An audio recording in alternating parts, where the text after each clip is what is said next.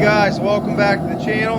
From Woods Farmer here, coming at you. We're finally getting to these iron gates. Another mid-project we're going to do in between videos. You know, we've been cutting hay, we're ready to bale. So I just wanted to take you along and show you a couple things we're doing. This ain't going to be a real lengthy video. We got our old buzz box out, our tombstone coffin welder, whatever you want to call it. Going to try a few new rods, some 7018 ACs. These ends all got to be blacksmith. That's the way this gate came. It's all crooked, uneven. I'm leaving the patina with it, the old lock on it. I'm leaving it crooked. I'm gonna just basically go with the time. You know, whatever they had is what they used on this gate, and that's how we're gonna repair them, and it's gonna look pretty good. I'll probably thinking of putting this to the entrance to the upper pasture, so stay with us. These are pretty easy angle. All it does is taper from a round stock into a square and all the way to a point. You want to hit even every time, because if you don't, what'll happen with the steel, this is the piece of steel when you're hitting it, see what you're doing is you're going even every time, and it'll keep it in a straight line. If you do this and you just going back and forth, and you're only turning it a quarter way, you'll get a taper, a step down or a step up, and then you'll be like, oh, what happened? So every time you hit one, turn, two, turn, three, turn, four. And then after your fourth, on all four sides, you start at the first one again, unless you need to move the steel a certain way. I don't have a lot of time, so if I have to, I'll touch these up on an angle grinder, but I wanted to show you guys, let me see if I can focus. I wanted to show you guys, see how their taper is? They don't have it flat. What they did is they turned it. So that's our points are all up. And that's it. We're gonna make these all tapered.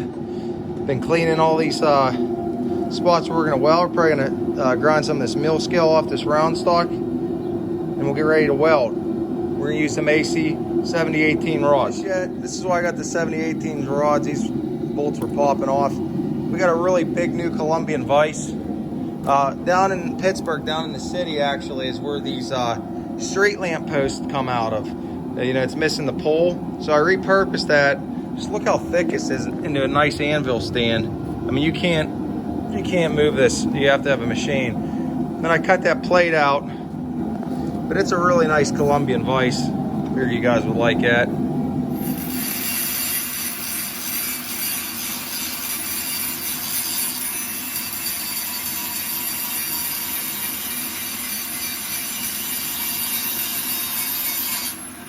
But we got all our grooves grinded, and we're gonna start putting in our round stock, and then after that we're gonna start welding it down. And I mean, that's pretty much it. That's all we're doing with these gates, but I wanted to show you along the way. Figured in case you see a project like this, it's not really that hard to tackle. This is like a novice skill level. Round stock heating up. If you wanted to, you could put 2 or 3 in at a time, because it's hard to jump around from grinding to welding. But what we're gonna do is just keep getting all 3 together. Hit it the same every time. See how slow I'm going? Because I want it perfect.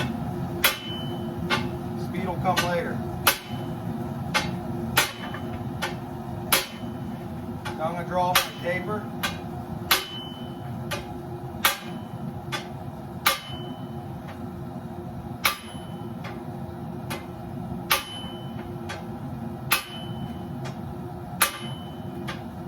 You're working with this round stock.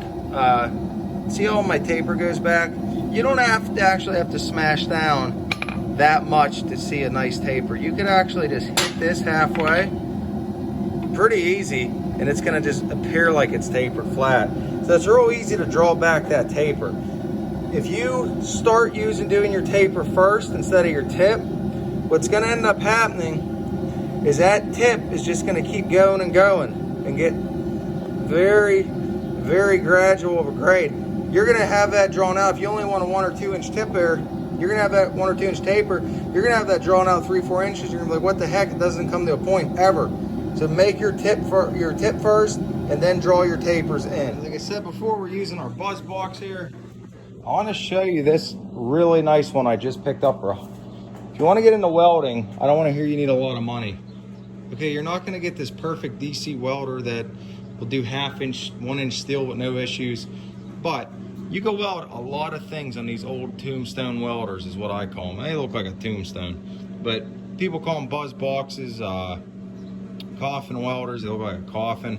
This one's just in immaculate shape. This guy built this little shelf, 150 bucks. The leads were like brand new. Came with an extension cord. I mean, that right there is worth how much a foot? And like I said, these 7018 AC rods is what we're using from InWeld. Now, I'm not a welding rod like guru geek, but these InWeld rods, they seem to work pretty good. Try to zoom in. I'm gonna try to focus this so you guys could see. It ain't really working. But anyway, yeah, these rods seem to really do the trick. There we go. You guys read that? 7018, this is a 332nd diameter. Down here's your chart. We're going 332nd diameter. We're gonna wanna go between 70 and 120 amps. Really easy to use. So you get your sticks, get your welder. Couple $100 bucks, you could have a real nice setup, guys.